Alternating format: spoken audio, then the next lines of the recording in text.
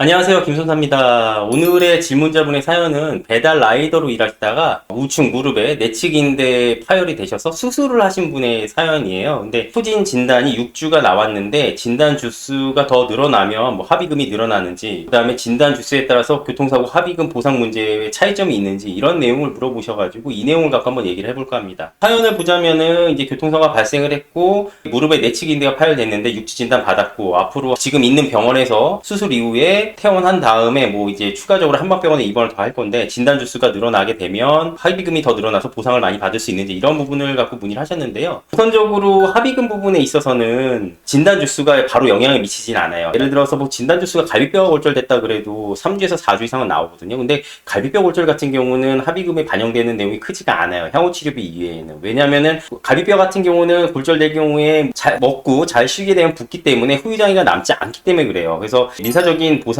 범위에 있어서 제일 중요한 게 일시이익이라든가 상실수익액 부분이 제일 중요한데 교통사고에서 똑같아요. 그래서 이러한 어떤 상실수익액적인 부분이 인정이 되려면 후유증 부분, 후유장애가 인정이 돼야 되거든요. 그래서 이분 같은 경우는 무릎에 어떤 내측인대 파열이기 때문에 수술을 받았기 때문에 사후에 치료가 완결되고 무릎의 내외측 동요라든가 아니면은 관절의 기능적인 육체적 훼손 상태가 인정된다면 최소한 한시장애라도 인정될 수 있는 부분은 여지는 있거든요. 그렇기 때문에 그러한 부분들이라면은 이제 이분께서 6주 진단이든 8주 진단이든 9주 진단이든 그런 관계없이 어쨌든 합의금에 있어서 그 상실수익 부분이 적용되기 때문에 보상의 폭은 늘어날 수 있고요. 그렇기 때문에 진단 주수가 예를 들어서 8에서 12주가 나왔다. 그게 중요한 거 아니에요. 우선은 8에서 12주 사이에 나오는 진단 중에 가장 대표적인 게 척추 압박 골절이 있겠죠. 그 척추 압박 골절이라는 진단명이 중요한 거지 상해명에 의해서 진단 주수가 4주, 5주, 10주 물론 초진 진단 주수가 길다는 거는 그만큼 중상에 해당되고 어떤 치료 기간이 더 길게 인정되는 그런 내용들로서 비춰질 수 있는 어떤 재반 조건이긴 하지만 진단 주수가 무조건 길게 나온다고 해서 민사적인 손해에서 합의금에 무조건 적용돼서 그게 합의금이 커지거나 보상 범위가 늘어난다. 그거하고는 관계가 없습니다. 이분 같은 경우는 또 쟁점 중에 하나가 뭐냐면은 소득이 한 달에 배달 라이더로서 일을 하는데 350에서 많을 때는 450까지 번다고 하셨어요. 라이더 분들이 이제 일을 하실 때 하루에 건수별로 이렇게 돈을 받기 때문에 그러다 보니까는 월 매출로서 버시는 소득을 보게 되면 높으신 분들은 굉장히 높더라고요. 근데 이런 어떤 그 라이더 분들 같은 경우는 개인 자영업자 형식의 특수종사직 근로자에 해당되다 보니까 이 소득의 어떤 인정 범위가 매달 균일하게 이렇게 발생되는 게 아니지 않습니까? 그렇기 때문에 만약에 이분께서 얘기한 대로 350에서 450 사이의 금액이 매달 이 사이에서 왔다 갔다 하는 게 입증이 된다면 그러니까 그 데이터는 최소한 2년 정도 기간이 오랫동안 장기간에 걸쳐서 이 일을 쭉 해왔고 그래서 그 기간 동안 350에서 450 사이의 금액이 인정이 되는 부분들에 대한 그런 내용이 있다면 현실소득을 인정받아서 손해액이 산출될 수도 있겠죠. 하지만 몇 개월, 한두 달,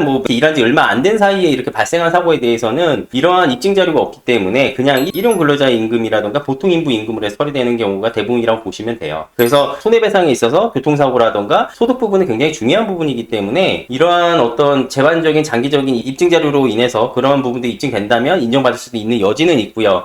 하지만 기간이 너무 짧아서 인정되는 내용이 없다 그러면 그런 부분들은 본인이 단순하게 한두 달 이렇게 소득이 높이 인정됐다 해서 그 부분이 인정되는 건 아니니까 그 부분 참고하시고요. 다시 한번 말씀드리지만은 진단 주수가 길게 나왔다 그래서 어떤 민사적인 손해에 대한 보상 범위가 확 늘어나고 그러진 않아요. 단지 중상해에 해당되고 이분이 치료가 많이 걸리는 어떤 상병명에 해당되는구나 이 정도 인지가 되는 거고요. 그 다음에 중요한 거는 후유증, 후유장애가 남을 수 있는 그러니까 육체적 훼손 상태에 의한 노동력 상실률이 인정될 수 있는 진단명에 해당되는지 그게 중요한 겁니다. 단지 진단 주수가 길게 나오면 만약 형사합의를 하셔야 되는 경우라던가 그런 부분에 있어서 그 진단 주수로 보고서 이제 평가되는 부분들이 있으니까 그 부분에는 적용되는 사안이라고 말씀드릴 수 있겠습니다. 오늘의 보상인공성 김선사의 영상은 이렇게 배달 라이더 분이 교통사고 시 진단 주수가 과연 합의금에 얼마나 미치는가 그런 내용을 갖고서 얘기를 했는데요. 이런 내용들이 우리 피해자분들에게 많은 도움되길 바라고요. 다음 이 시간에도 더 좋은 영상으로 찾아뵐 것을 약속드리고 김선사는 이만 물러가겠습니다. 감사합니다.